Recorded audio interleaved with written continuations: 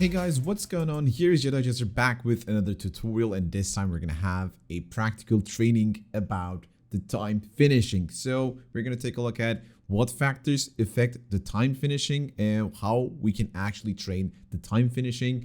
What is actually time finishing? So like it's gonna be a basic lesson on green time finishing, and I'm gonna show you why I am using it and why it is so important in FC24. So basically, pretty much the time finishing, how to execute it. You load up the shot with your shooting button.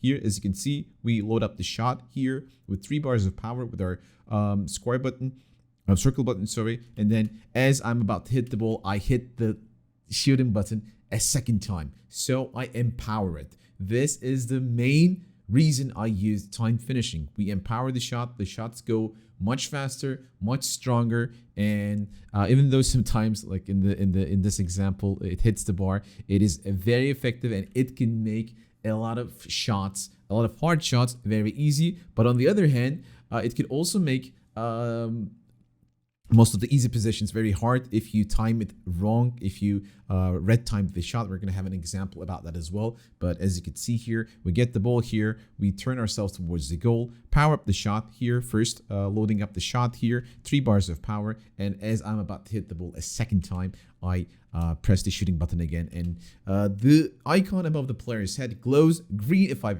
time it perfectly, and then we score the goal. So the benefit of the shot is that the shot gets increased power, and on the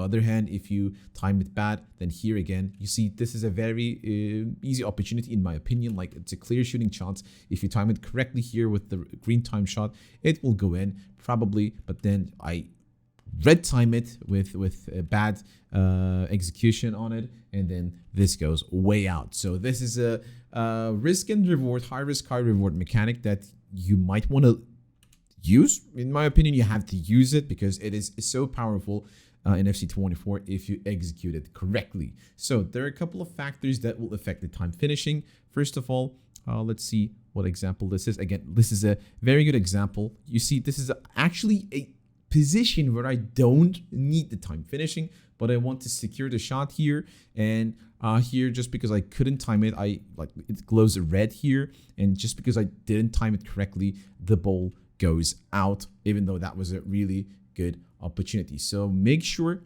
you train this a lot, because you're not going to adapt so easily to time finishing. You see, here is a very, very hard chance. Like, that was like the previous shot was an easy opportunity that we missed, but here, for example, if I just go for the finesse shot, I don't know if it will go in, but to be able to increase my chances with the shot, I go for the time finish and convert that hard opportunity to a goal. So the time finishing, as you can see, is very important. So there are a couple of factors that will affect the time finishing.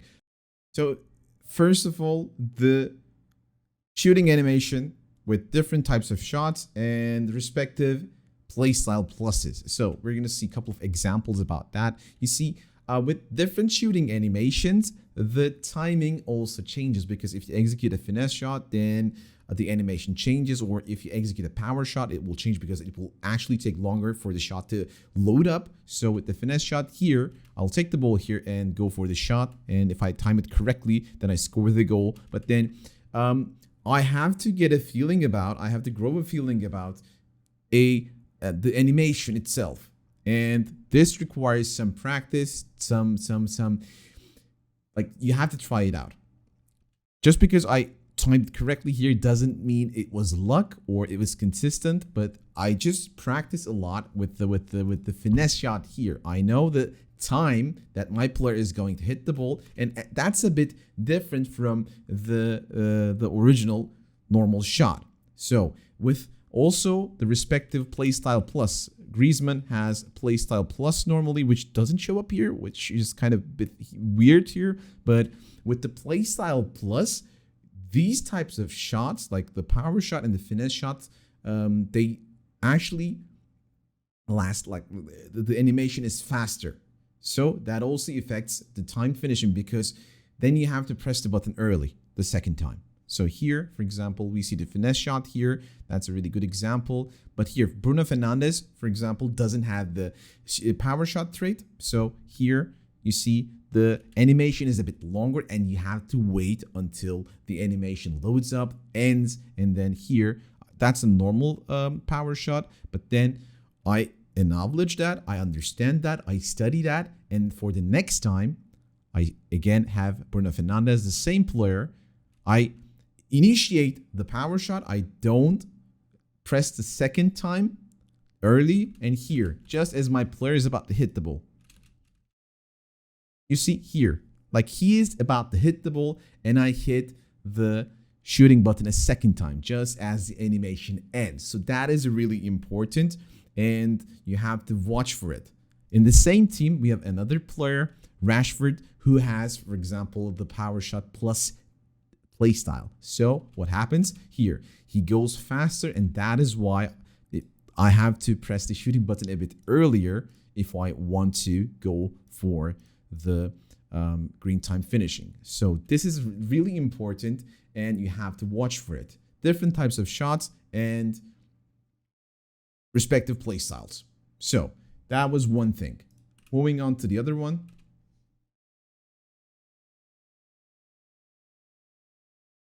So moving on to the other one. Sometimes your players might experience really bad touches on the ball, and this actually blocks or denies the time finishing. You see, my player wasn't able to get a good position on the ball, so I actually red timed it. That was a clear opportunity, and I red timed it. That is because I don't watch sometimes you have to reset the touch on the ball. You can do that with a skill move, or you can do that with a simple touch on the ball. Here, we don't do that, so it goes as a red time finish. Or here, for example, in between the dribbles, the player takes an extra touch or two, and that is actually denying us from the green time finish. So what I actually do about this is I push the ball a bit further away from my player. What I do here, I receive the ball, and then you see with the left stick analog, I push the ball a bit towards here. I push the ball there and then initiate and then go for the shot and then go for the time finish. That works out pretty well for me because you see, if I shoot the ball here, then I'm not sure if my player is going to take one or two extra steps, or if my player is going to go into a different animation. So what I do here is I'm still running here. While running, I push the ball away, and then I stop running by letting go of the sprint button. And then here, as the ball is a bit far away from me, I go for the shot then. So that works out pretty well for me. And then you see here again, I want to push the ball a bit towards here and then go for the shot. Not instantly, because if I just control the ball here and then go for the shot, I am not quite sure if my player is going to take one or two extra steps. And that is also very effective against the defensive pressure as well. Like if I get pressured defensively, then like a shoulder challenge, or like a sliding tackle in, like a tackle in, or if any kind of defensive pressure, I don't want to go for the shot unless I can push the ball a bit further away to prepare the time finish.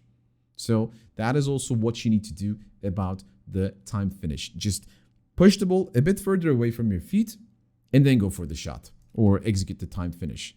And coming to the last point is something I need to talk about, because like this is a really frustrating factor. I know most of you are complaining about this, but the fact of having a bad server, like even if you do everything right, sometimes just because you have a bad server, then it goes like this. Like even if you think like, okay, you push the ball out here, you push the ball out correctly, and then you time your shot, it doesn't register, or it registers late, so it becomes really frustrating. So and you actually can't execute the time finishing. So what you need to do here, again, I'm going to show you one example, like another good opportunity wasted with the time finishing here. You see red timed again, and we didn't score. One thing you can do here is to analyze throughout the game if the server is good or not, because sometimes the game has an in-game delay which can't be prevented. And to be able to get rid of that or counter it, you need to press buttons earlier. Here, once the animation starts, like I want to, you see, I exactly press the shooting button at the player when the player is about to hit the ball. But then the game says, okay, I registered this late. So what happens? It goes as a red time finish. But to prevent that, you can, like if the server is bad, you can try to use the second time, like earlier. Press the button a bit earlier. That is a trick that I use if I really want to use the time finishing that much or that bad. But then in general, if the server is that bad, don't insist on time finishing. That is something that I can really advise for, or you can just go for it. Like don't insist too much on time finishing if the server is that bad.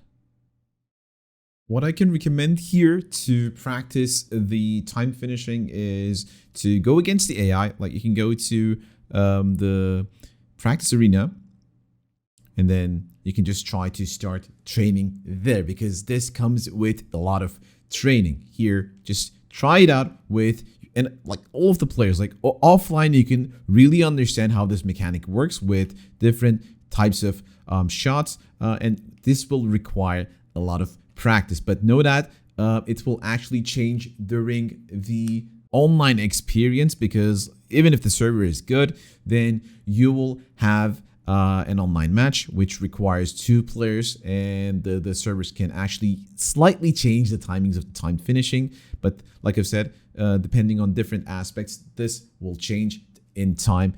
Just try it out, just practice it against the AI in offline matches. You can go out of the practice arena, and then if you're playing Ultimate Team, you can go into the squad battles, or if you're not playing Ultimate Team, you can go to the kickoff and then try this out against the AI first, and then go into the match and try it out then. But then, like I've said, you can't actually stop trying it, because if you stop trying, if you give up too early, then you're not going to make it. So give yourself some time and practice it.